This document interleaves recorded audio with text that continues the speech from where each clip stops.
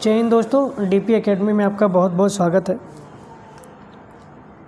Civil service examination CSC में जो हमारे सभी साथी हैं जिनका सिलेक्शन हुआ है उनको बहुत बहुत बधाई हमारी तरफ से।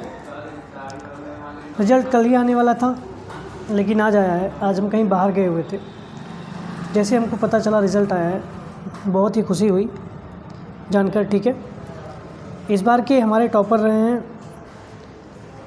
आदित्य श्रीवास्तव। ये पहले से ही 2022 से ही आईपीएस थे। ठीक है, मूलतः ये जो हैं लखनऊ के निवासी हैं,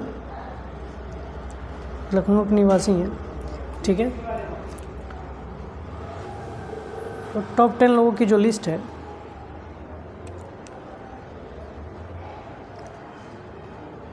बहुत ही अच्छा हुआ इस बार रिज़ल्ट। लेकिन जो बच्चे फेल हो गए उनको निराश नहीं होना है, उनको हताश नहीं होना है। देखिए, समय के साथ दिन रात होता है, सबके साथ होता है। ठीक है, जिस तरीके से दिन और रात होता है उसी तरीके से जीवन में भी धूप छाँव होते हैं, दिन रात होता है, समस्याएं आती हैं। ठीक है, सबके जीवन में। अभी एक लड़के का मैं उदाहरण दूंगा। एक लड़का है, ये लड़का है कुणाल आर विरलकर। इस लड़के ने यूपीएससी का 10 अटेम्प्ट दिया, जिसमें इसने 6 मेंस लिखा है, 4 बार इंटरव्यू दिया है, लेकिन ये इस बार भी सिलेक्टेड नहीं हो पाया। ये महाराष्ट्र का लड़का है। ठीक है, लेकिन इसने अभी तक हार नहीं मानी। इसने 10 अटेम्प्ट दिए अभी तक। ठीक है, ये रही इसकी लिस्ट।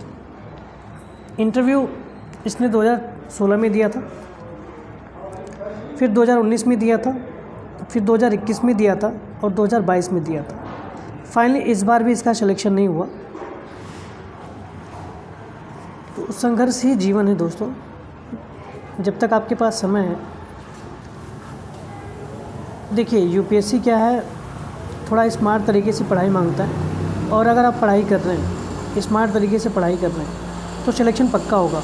और अगर नहीं भी हुआ ना, अगर मान लीजिए आपका सिलेक्शन नहीं होता है तो आप इतने भी बेकार नहीं हो जाओगे कि किसी लायक नहीं रहोगे। ठीक है,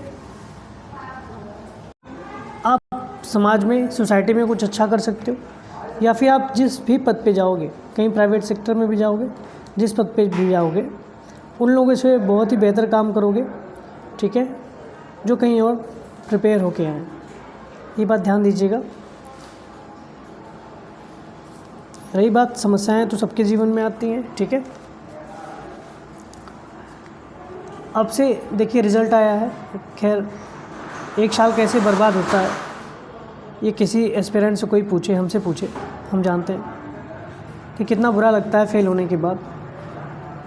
लेकिन उदास नहीं होना है, एक पॉजिटिव वे में लीजिए।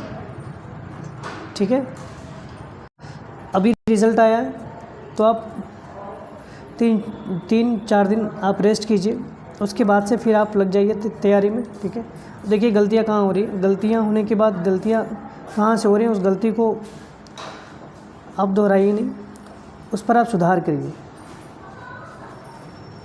सेल्फ मोटिवेट होइए। ठीक है, दोस्तों से बात करिए, फिर उसके बाद से आप लग जाइए। और जो बच्चे फ्रेशर हैं उनको मैं बोलना चाहूँगा कि उन्हें क्या है कि अभी से प्रिपेयर होने में लग जाएं। देखिए तैयारी क्या है यूपीएससी के लिए, आप लगभग जनवरी तक, लगभग फरवरी में फॉर्म आता है। फॉर्म आने के बाद क्या होता है, मई जून में एग्ज़ाम की डेट आती है जो संभावित होती है।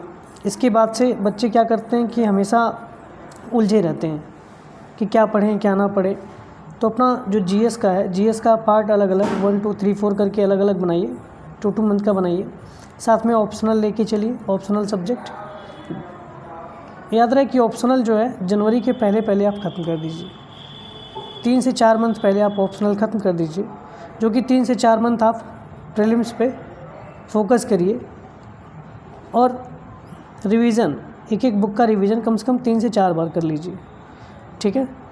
इस रिवीजन के साथ साथ अपने शॉर्ट नोट्स बनाइए जो कि एग्ज़ाम के टाइम में हमारा कम समय में रिवीजन हो जाए, ठीक है।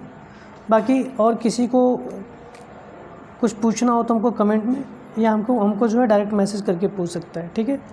Thank you.